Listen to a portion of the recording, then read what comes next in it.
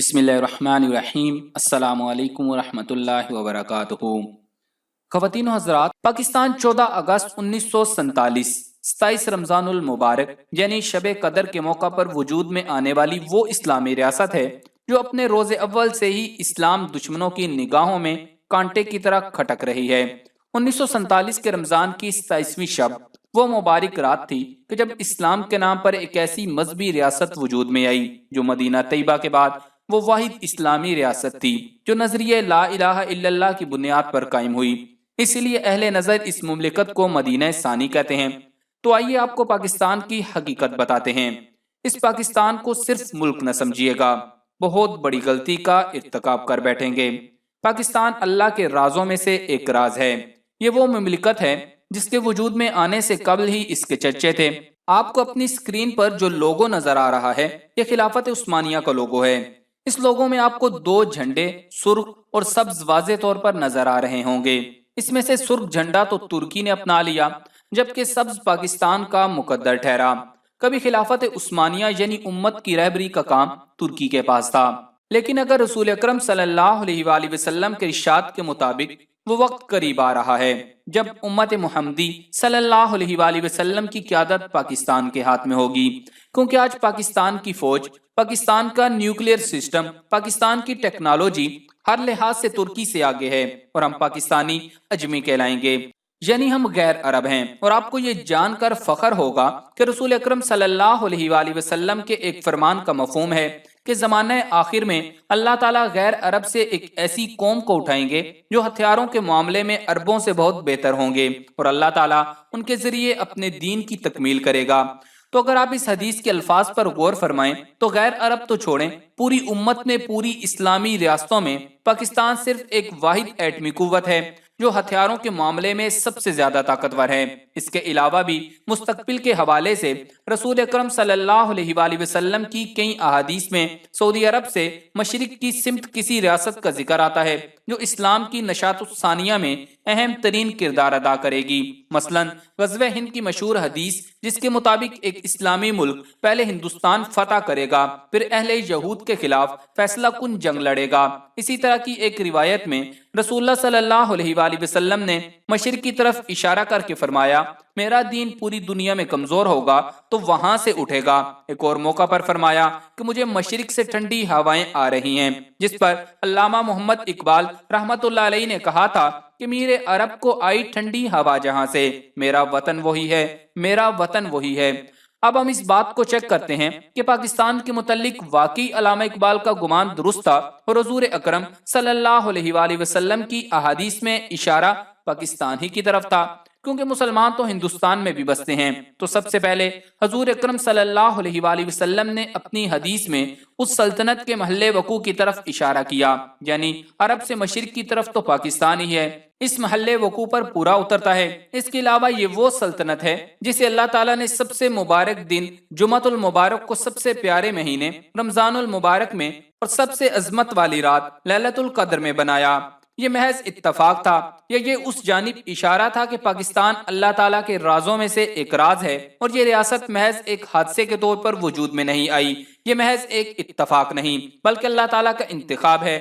और आज के नाम नेहाद मुसलमानों और लिबरल्स के सामने जब इस तरह की बात करें तो मजाक उड़ाते हैं, लेकिन कितने अफसोस की बात है कि हमसे ज्यादा कुफ्फार के बड़े हमारी इस बात को जानते थे। मसलन आपको बताते हैं कि हिंदू हर बड़ा काम करने से पहले हिसाब किताब जरूर करते हैं, जायचे बनवाते हैं और मूरत निकालते हैं।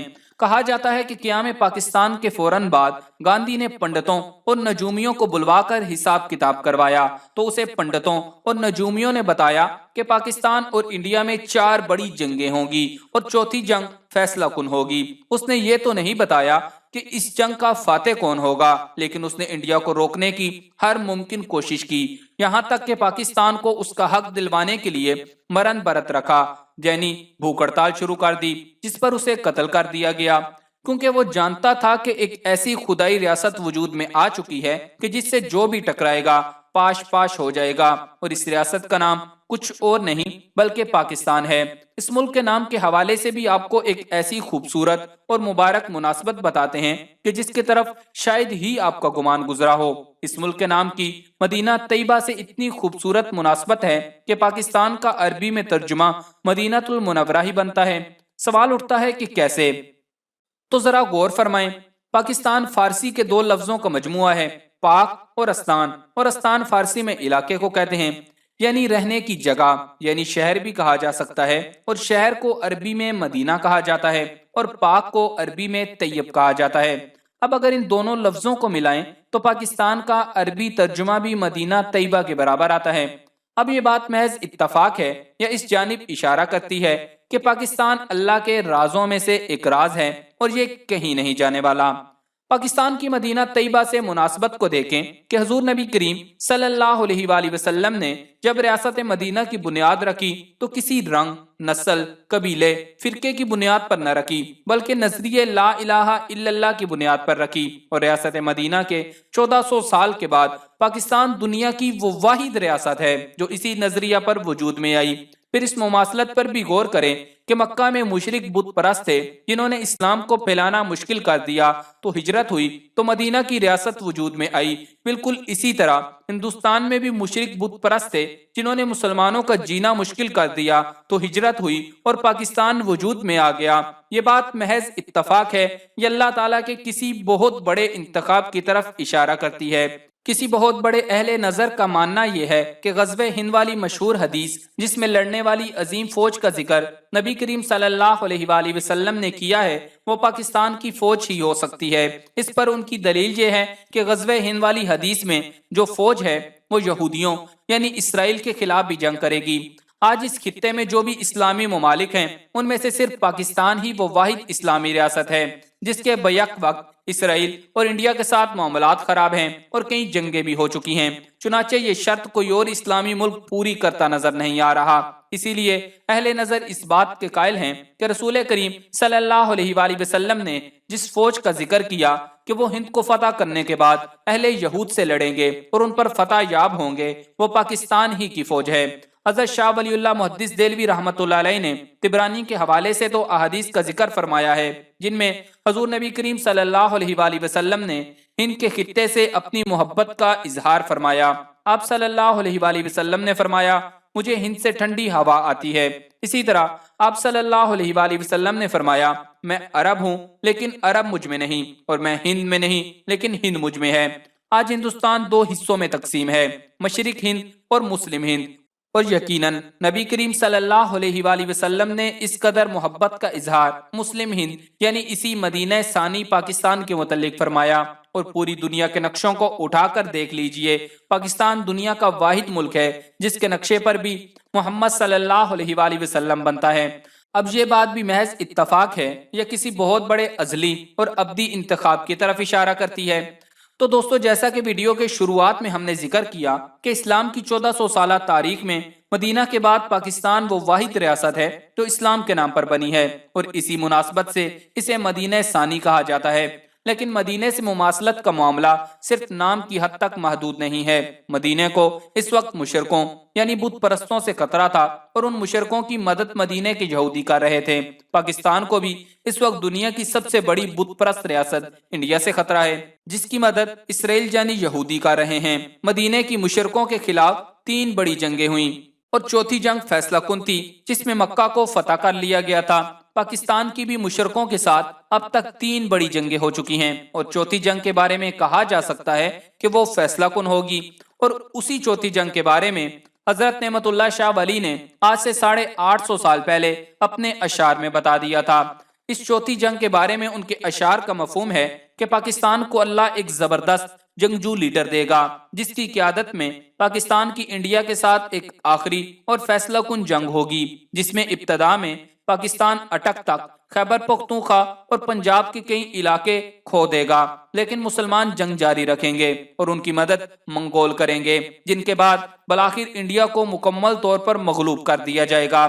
نعمت اللہ شاہ ولی کے ان اشعار کے حوالے سے 2 چیزیں ایسی ہیں جو ہمیں آج نظر آ رہی ہیں۔ ایک یہ کہ پاکستان کی مدد منگول کریں گے، ان کے دور میں चीनी कौम को मंगोल भी कहा जाता है। और आज हम देख रहे हैं कि इंडिया के खिलाफ चीन और पाकिस्तान मुत्तहिद हो चुके हैं। दूसरी बात यह कि अटक तक का इलाका खो देने की बात को इस तनाजुर में देखिए कि अफगानिस्तान में मौजूद लाखों अफगान नेशनल आर्मी सख्त पाकिस्तान दुश्मन है और उनकी क़यादत इंडिया के जेर असर है। उनका पाकिस्तान में अटक तक के इलाके पर दावा भी है और ये मुमकिन है कि जब पाकिस्तान इंडिया के साथ मसरूफ जंग हो तो अफगानिस्तान की कठपुतली हुकूमत को मौका मिल जाए कि पाकिस्तान पर मगरबी सिंध से हमला करे और इंडिया में जंग की मशगूलियत और गैर मौजूदगी की वजह से उनके लिए इन इलाकों में पेशकदमी करना मुश्किल नहीं होगा। गुमान गालिब ये है कि उन जमीर फरोशों के खिलाफ पाकिस्तान की मदद अफगान तालिबान करेंगे। और हजरत नेमतुल्लाह शाह वली की पेशगोई के आखिरी हिस्से में ये नवीद सुनाई गई थी कि बलाखिर पाकिस्तान के मुसलमान हिंदुस्तान पर कब्जा कर लेंगे और इस फैसला कुन जंग का इख्तिताम इस्लाम की सरबुलंदी पर होगा।